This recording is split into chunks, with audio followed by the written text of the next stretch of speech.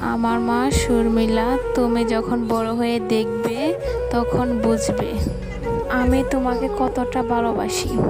তোমার মার থেকে বেশি আমি তোমাকে দেখার জন্য ছটফট করেছি।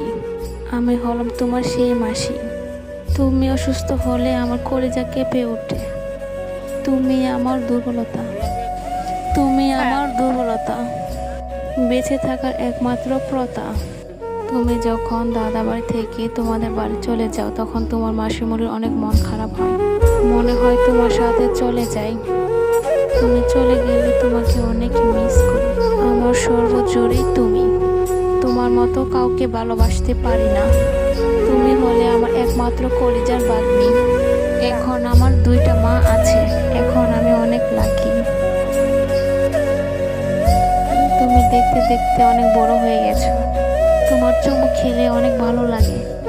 তোমার সাথে দুর্গাপূজার কিছু সুন্দর মুহূর্ত, কিছু পুরান্ত বিকেলের পিক, একটু মশকরা, একটু হাসি ঠাট্টা, এইভাবে কেটে যায় মাসি ভাগ্নির ভালোবাসা। সারা জীবন যেন এভাবে থাকতে পারি আমরা মাসি ভাগ্নি। ভালো থেকো সব সময়। শুভ জন্মদিন মামনি। বড় হয়ে যেন ভালো কিছু করতে পারো। এভাবে কেটে যায় আমাদের মাসি ভাগ্নির ভালোবাসা।